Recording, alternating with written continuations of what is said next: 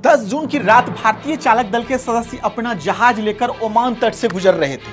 समुद्र में सब कुछ सामान्य था। जहाज पर मौजूद भारतीय नाविक अपने अपने कामों में लगे हुए थे। किसी को तब अंदाजा नहीं था कि अगले कुछ मिनटों में कुछ बड़ा होने वाला है जो पूरे जहाज को उजाड़ कर रख देगा। अचानक समुद्र के बीच गोलीबारी और हमले की खबर आने लगती है।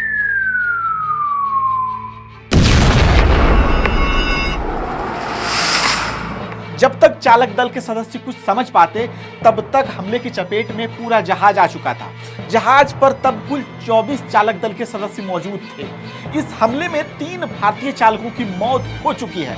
लेकिन इस पूरी घटना के बाद सबसे बड़ा सवाल यह है कि आखिर 3 भारतीय लोगों की मौत हो चुकी है, इसके बाद भी देश में बहस इस मुद्दे पर गायब है जो दिखनी चाहिए थी। प्रधानमंत्री नरेंद्र मोदी जी अक्सर दुनिया के अलग अलग मंचों पर भारत की बढ़ती ताकत, भारत की सुरक्षा, भारत के वैश्विक सम्मान की बात करते हैं। ऐसे में 3 भारतीय लोगों की मौत हो चुकी है अमेरिकी सैनिकों के हाथों। तो स्वाभाविक रूप से देश जानना चाहता है कि इस घटना पर भारत सरकार का आधिकारिक रुख क्या है। देश जानना चाहता है मेरे केरल के 2 मछुआरों को मारने वाले वो हत्यारे किस जेल में है, जरा सा पता बताओ। मैं अमेरिकी कार्रवाई के दौरान 3 भारतीय लोगों की जान गई है। तो क्या भारत सरकार इस मामले में पूरी मजबूती के साथ खड़ी है? हाउडी मोदी की बात करने वाले मोदी जी इस मामले में कब तक अपना मुंह खोलेंगे? दुनिया के सामने विश्व गुरु का डंका पिटवाने वाले अमेरिका से कब माफी मंगवाएंगे? सोचिए, ठीक इसी प्रकार की घटना अगर दूसरे किसी बड़े देशों के साथ होती और वहां के 3 चालक दल के सदस्य मारे जाते और डायरेक्ट गोलीबारी में, तो क्या वहां की सरकार चुप बैठती?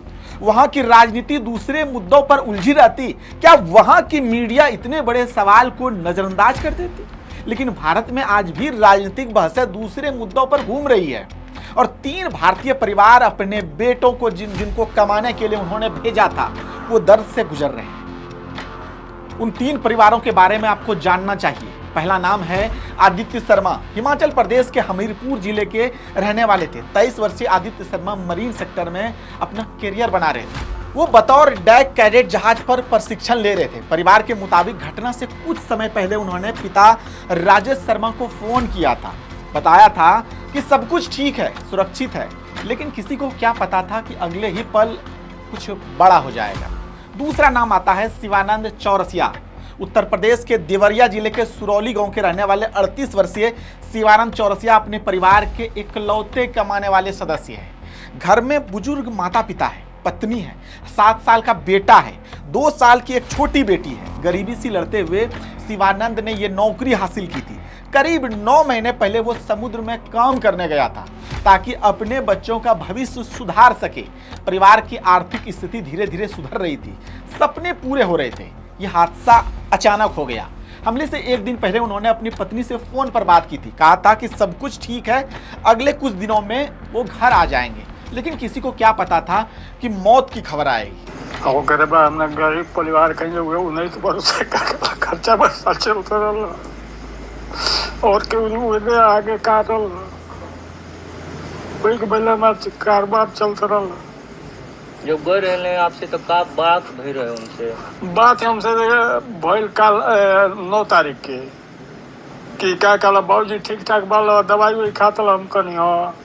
ओकरे बाद का कहला फोन काट के तैया से फोने नहीं आई।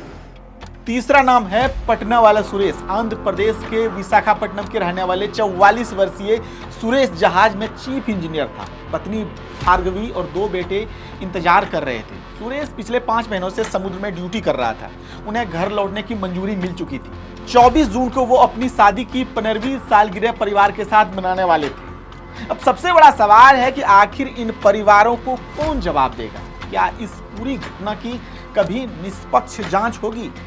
तो क्या भारत सरकार अमेरिका के सामने सरेंडर कर देगा? आपके एक प्रतिक्रिया का हमें इंतजार रहेगा। वीडियो पसंद आया होगा तो वीडियो को लाइक कीजिएगा, शेयर कीजिएगा। आप देख रहे हैं समाचार वाला। मैं हूं तौसीफ। जोहार, आदाब।